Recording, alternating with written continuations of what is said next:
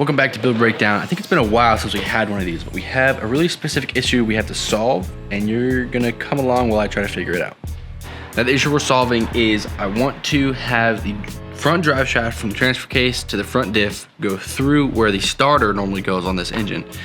Well, obviously that means I need a new spot for the starter. So we're moving it in the same location, but just to the driver's side of the motor. Now, obviously that complicates things because there's no mount over here. I still have to cut part of the bell housing on that side to make room for it. And we're gonna have to worry about distances and all that. But everything else on this car is custom, so I figured, why not?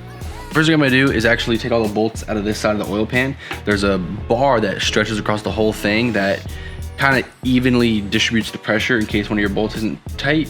It makes sure that the gasket still seals. So I'm gonna take that off because that's what we're gonna take measurements off of, because there's two bolts.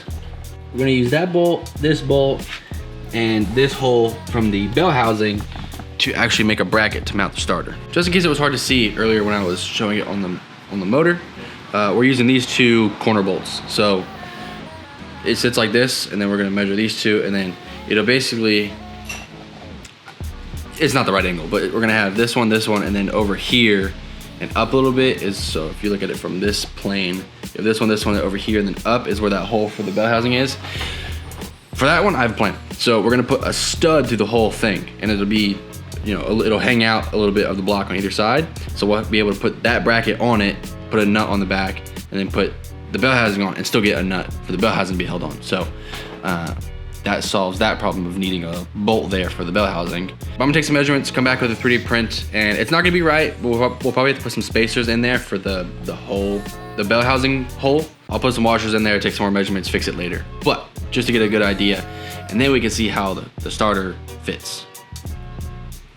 I'll show you that too real quick. It's gonna be a little hard to show with one hand, but it'll sit something like that. We'll have to obviously measure for the tooth engagement, and we might even make the bracket adjustable and have some enlarged holes on it so that we can move this around.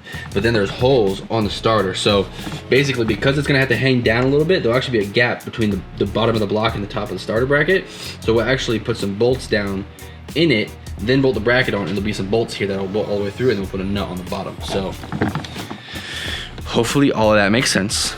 I'm gonna get started and see how long this process takes.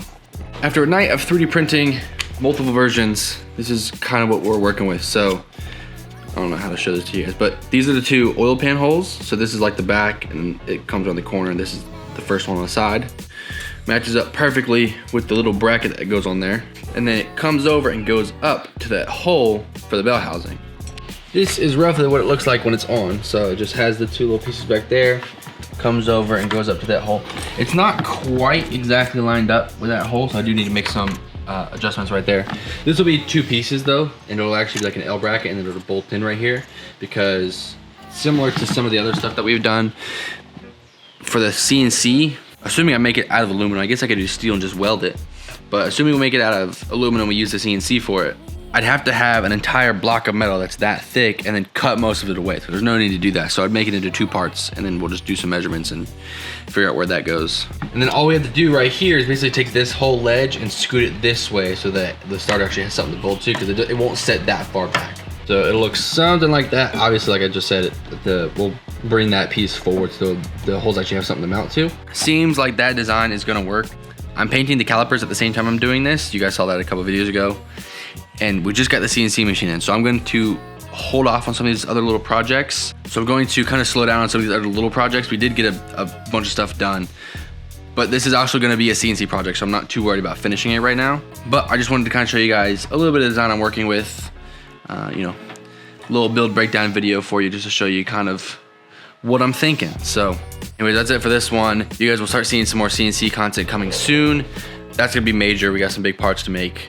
See you guys in the next one.